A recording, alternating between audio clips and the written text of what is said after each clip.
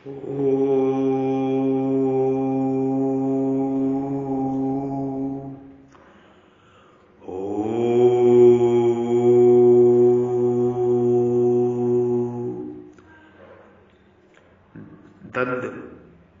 मोह से मोहित मनुष्य तो भजन नहीं करते, और जो द्वंद्व मोह से मोहित नहीं है वे भजन करते हैं। तो भजन न करने वालों की अपेक्षा भजन करने वालों की विलक्षणता बताने के लिए परमात्मा कह रहे हैं, जिन मनुष्यों ने अपने को तो भागवत प्राप्ति के ही करनी है, इस उद्देश्य को पहचान लिया है, अर्थात जिनको उद्देश्य की यह स्मृति आ गई है कि यह मनुष्य शरीर भोगने के लिए नहीं है, प्रत्युत भगवान की कृपा से केवल उनकी प्राप्ति के लिए ही मिला है, ऐसा जिनका दृढ़ निश्चय हो गया है वे मनुष्य ही पूर्ण कर्मा है। तात्पर्य यह हुआ कि अपने एक निश्चय से जो शुद्धि होती है, पवित्रता आती है, वह यज्ञ दान तप आदि क्रियाओं से नहीं आती, कारण कि हमें तो एक भगवान की तरफ ही चलना है, यह निश्चय स्वयं में होता है और यज्ञ दान आदि क्रियाओं से बाहर से होती है।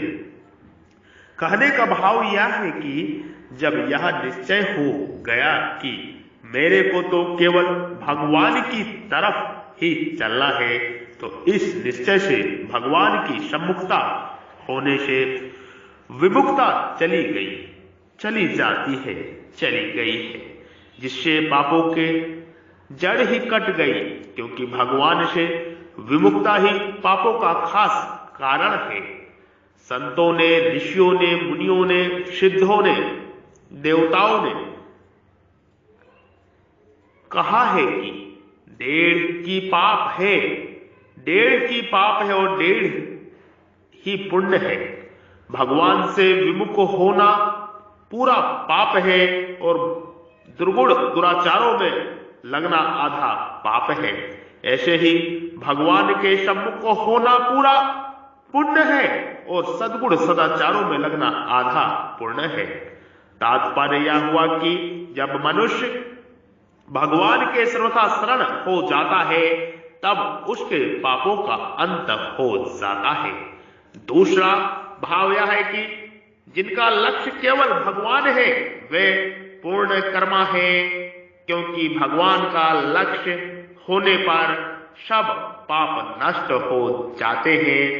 परमात्मा का लक्ष्य होने पर, ईश्वर का लक्ष्य होने पर, परमेश्वर का लक्ष्य होने पर सब पाप, सब दुर्गुण नष्ट हो जाते हैं।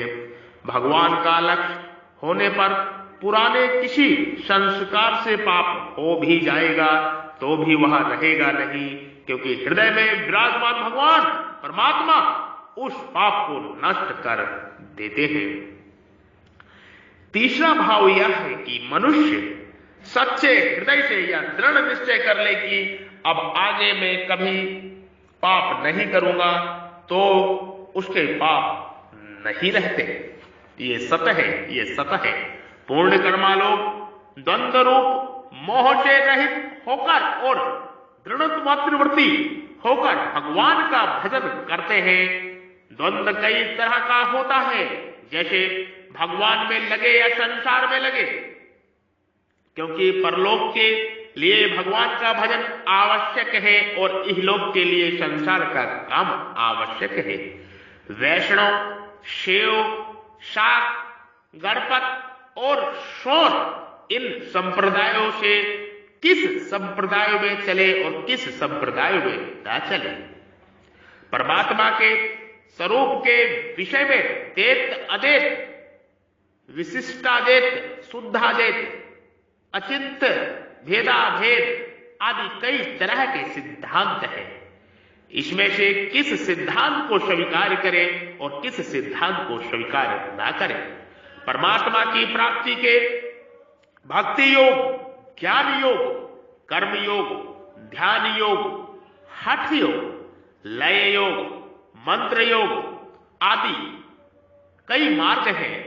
नित्य योग, उनमें से किस मार्ग पर चले और किस मार्ग पर ना चले। संसार में होने वाले अनुकूल प्रतिकूल, हर्ष शोक, ठीक बैठीक, सुख दुख, राग देश आदि सभी द्वंद्व है, सभी द्वंद्व है, सभी द्वंद्व है। उपयुक्त सभी पारमार्थिक और सांसारिक द्वंद्व रूप मोह से मुक्त हुए मनुष्य को दृढ़वर्ती होकर भगवान का भजन करते हैं। मनुष्य का एक ही परमार्थिक उद्देश्य हो जाए तो परमार्थिक और सांसारिक सभी द्वंद्व मिट जाते हैं। परमार्थिक उद्देश्य वाले साधक अपनी अपनी रुचि, योग्यता और श्रद्धा विश्वास के अनुसार अपने अपने इष्ट को सगुण माने, साकार माने, निर्गुण माने, निराकार माने, त्रिभुज माने, चतुर्भुज माने अथवा सहस्त्रभुज आदि कैसे ही माने, पर संसार की विमुक्ता में और परमात्मा की सम्मुखता में वे सभी एक हैं। उपासना की पद्धतियां भिन्न भिन्न होने पर भी लक्ष्य सबका एक होने से कोई भी पद्धति छोटी बड़ी नहीं है। जिसका साधक का जिस पद्धति में श्रद्धा विश्वास होता है, भाव होता है, उसके लिए वही पद्धति श्रेष्ठ है और उसको उसी पद्धति का ही अनुसरण करना चाहिए, उसी रीति का भी अनुसरण करना चाहिए। परंतु दूसरों की पद्धति या रीति या निष्ठा की निंदा करना, उसको 2 नंबर का मानना दोष है। जब तक यह साधना का विषय का द्वंद्व रहता है और साधक में अपने पक्ष का आग्रह और दूसरों को निरादर रहता है, तब तक साधक को भगवान के समग्र रूप का अनुभव नहीं होता। इसलिए आदर तो सब पद्धतियों और निष्ठाओं का करे, पर अनुसरण अपनी पद्धति और निष्ठा का ही करे, तो इससे साधन विषय का द्वंद्व मिट जाता है। मनुष्य मात्र की यह प्रकृति होती है। ऐसे एक स्वभाव होता है कि जब वह पारमार्थिक बातें सुनता है तब वह यह समझता है कि साधन करके अपना कल्याण करना है, क्योंकि मनुष्य जन्म की सफलता इसी में है। परंतु जब वह व्यवहार में आता है तब वह ऐसा सोचता है कि साधन भजन से क्या होगा, संसारिक काम तो करना पड़ेगा, क्योंकि संसार में बैठे हैं, चीज वस्तुओं की आवश्यकता पड़ती है, उसके बिना काम कैसे चलेगा। अतः संसार का काम मुख्य रहेगा ही और भजन स्मरण का नित्य नियम तो समय पर कर लेना है, क्योंकि संसारिक काम की जितनी आवश्यकता है उतनी भजन स्मरण नित्य नियम की नहीं। ऐसी धारणा रखकर भगवान में लगे हुए मनुष्य बहुत हैं। भगवान की तरफ चलने वाले में भी जिन्होंने एक निश्चय कर लिया है कि मेरे को तो अपना कल्याण करना है, संसारिक लाभ हानि कुछ भी हो जाए इसकी कोई परवाह नहीं है, कारण कि संसारिक जितनी भी सिद्धि है वह आंख बीचते ही कुछ नहीं है, खत्म है, आंख बीचते ही सब खत्म है। और इस संसारिक वस्तु को प्राप्त करने से कितने दिन तक हमारा काम चलेगा, ऐसा विचार करके जो एक भगवान की तरफ ही लग जाते हैं और संसारिक आदर निरादर आदि की तरफ ध्यान नहीं देते, ऐसे मनुष्य ही द्वंद्व मोह से छूट जाते हैं, मुक्त हो जाते हैं। कहने का तात्पर्य यह है कि हमें तो केवल परमात्मा की तरफ ही चलना है। दृढ़वरता हमारा और कोई लक्ष्य है ही नहीं। वह परमात्मा दैत्य है और अदैत्य है, शुद्धा दैत्य है कि वशिष्ठा दैत्य है, सगुण है कि निर्गुण है, द्विभुज है कि चतुर्भुज है, इसमें हमें कोई मतलब नहीं है। वह हमारे लिए कैसी भी परिस्थिति भजे, कैसी भी परिस्थिति आए, हमें कहीं भी रखे और कैसे भी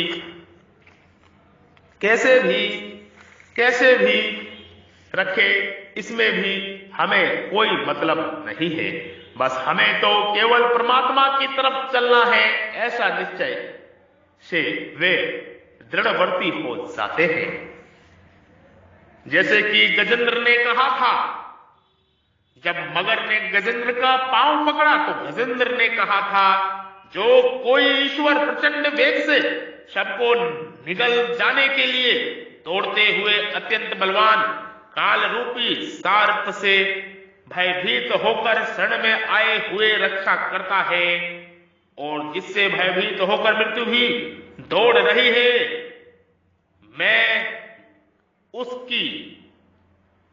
मैं शरण ग्रहण करता हूं। जैसे कि गजेंद्र ने कहा था, ऐसे भाव, ऐसे प्रार्थना करनी चाहिए जीव को, मनुष्य को।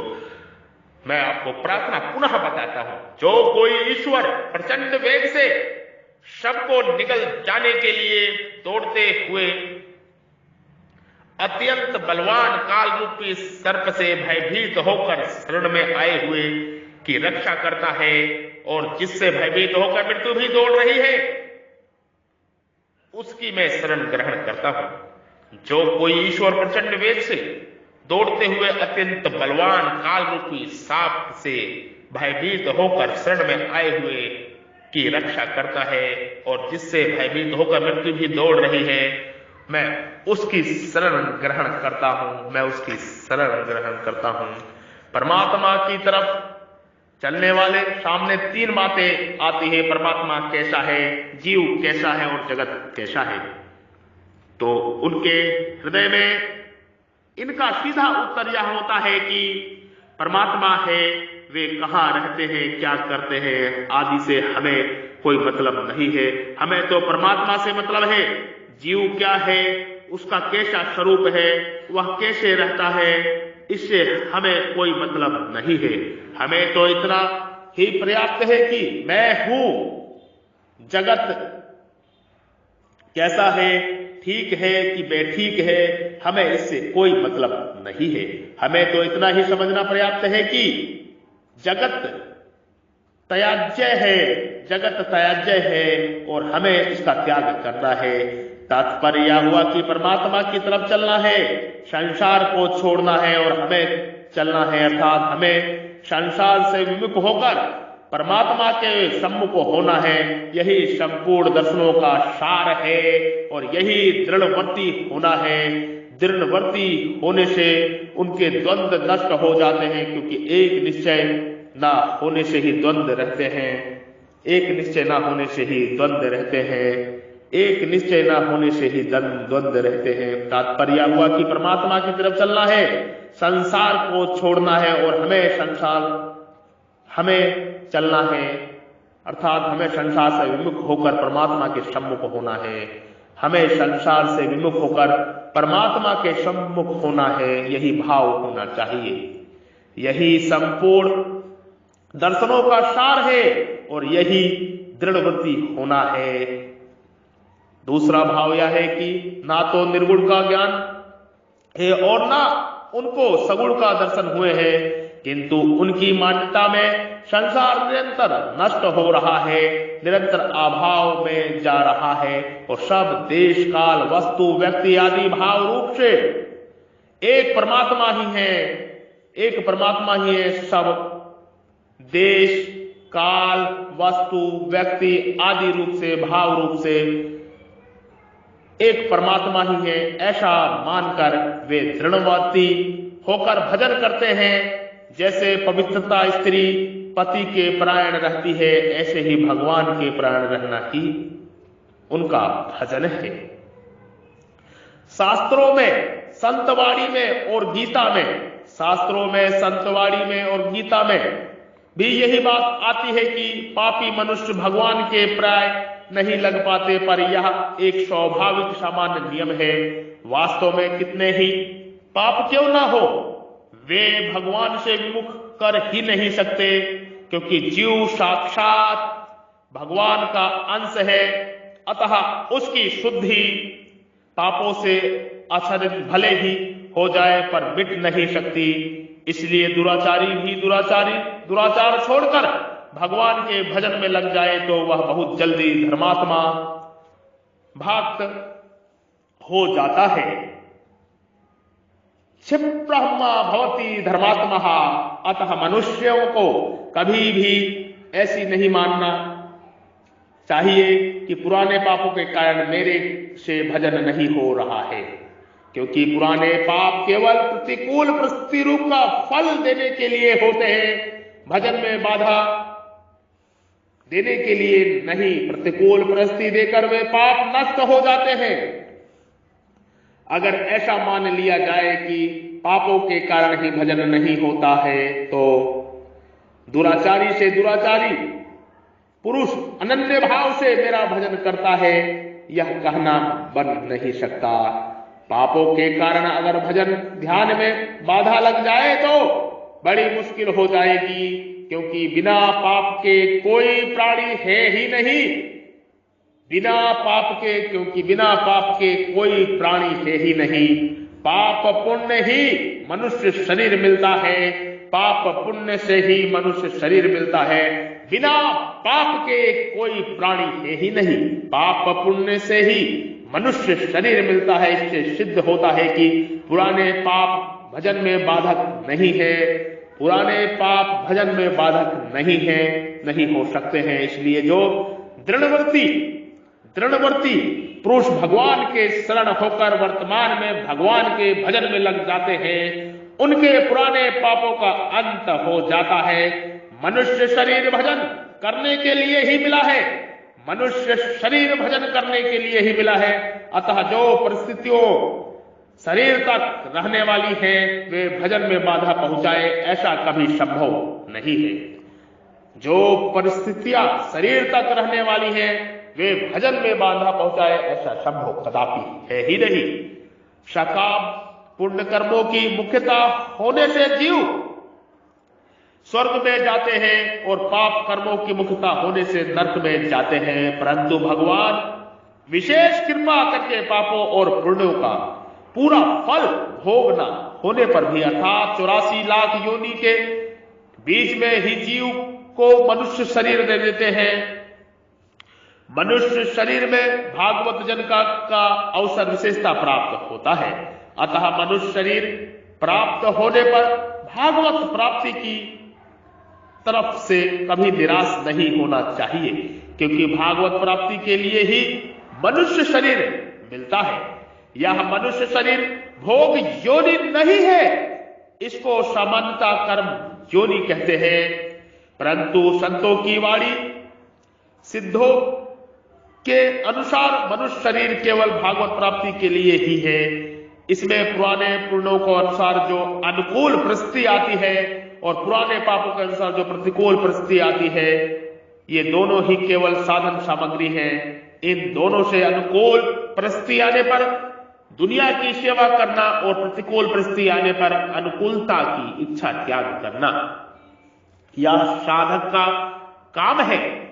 ऐसा करने से ये दोनों ही परिस्थितियां साधन सामग्री हो जाएंगी, ये दोनों ही परिस्थितियां साधन सामग्री हो जाएंगी।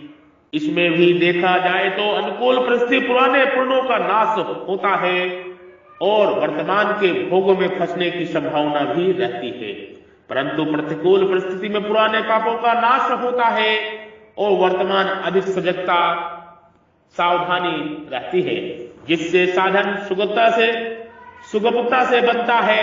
इस दृष्टि से संत जन सांसारिक प्रतिकूल परिस्थिति का आदर करते आए हैं। भगवान के सम्मुख होना सबसे बड़ा पुण्य है। भगवान के सम्मुख होना सबसे बड़ा पुण्य है, क्योंकि यह सब पुण्यों का मूल है। परंतु भगवान के विमुख होना सबसे बड़ा पाप है, क्योंकि यह सब पापों का मूल है। जिन मनुष्यों के पाप नष्ट हो गए हैं, अर्थात जो संसार से विमुख होकर भगवान के सम्मुख हो गए हैं, वे राग देश हर्ष शोक सुख दुख आदि द्वंद्वों से रहित होकर भगवान का भजन करते हैं। भजन करने वालों के प्रकार का वर्णन भगवान कहते हैं, वही मेरा सच्चा भक्त है, वही सत्य के मार्ग का पथिक है। राग देश मनुष्यों को संसार की तरफ खींचते हैं। जब तक एक वस्तु में राग रहता है तब तक दूसरे वस्तु में द्वेष रहता ही है, क्योंकि मनुष्य किसी वस्तु के सम्मुख होगा तो किसी वस्तु के विमुख होगा, किसी के सम्मुख होगा तो किसी के विमुख होगा ही। जब तक मनुष्य के भीतर राग द्वेष रहते हैं तब तक वह भगवान के सर्वथा सम्मुख नहीं हो सकता, क्योंकि उसका संबंध संसार से जुड़ा रहता है। उसका जितने अंश में संसार से राग रहता है उतने अंश में भगवान से द्वेष अर्थात विमुखता रहती है। ढीली प्रकृति वाला अर्थात स्थिर स्वभाव वाला मनुष्य असत का जल्दी त्याग नहीं कर सकता, असत का जल्दी त्याग नहीं कर सकता। एक विचार किया और उसको छोड़ दिया, फिर दूसरा विचार किया और उसको छोड़ दिया, इस प्रकार बार बार विचार करने और उसको छोड़ते रहने से आदत बिगड़ जाती है। इस बिगड़ी हुई आदत के कारण ही वह असत के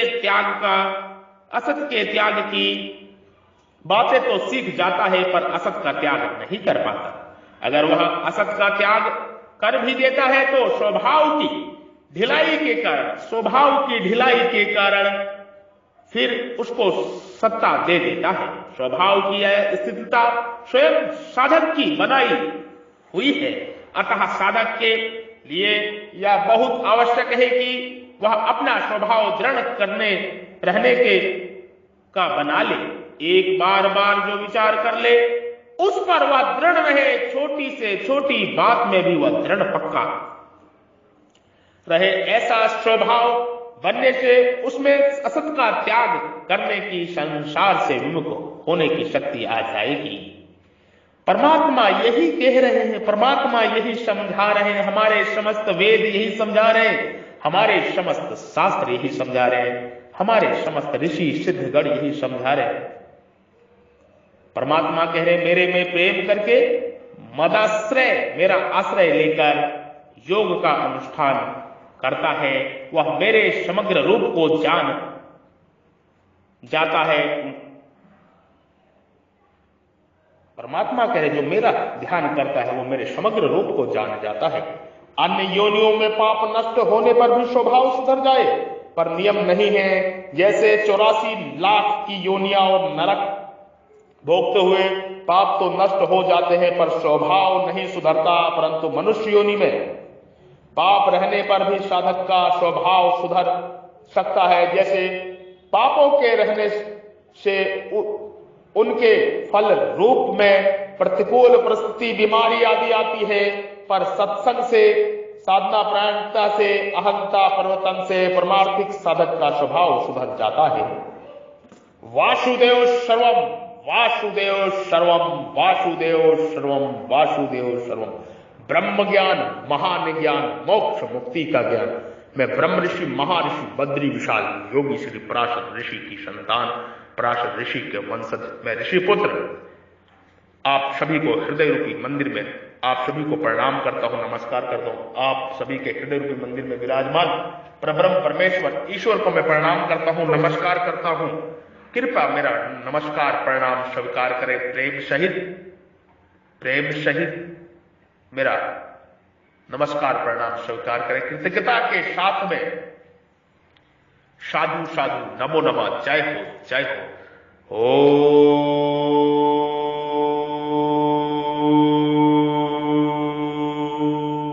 ब्रह्म ज्ञान, महान ज्ञान, मोक्ष मुक्ति का ज्ञान, ब्रह्म ज्ञान, महान ज्ञान।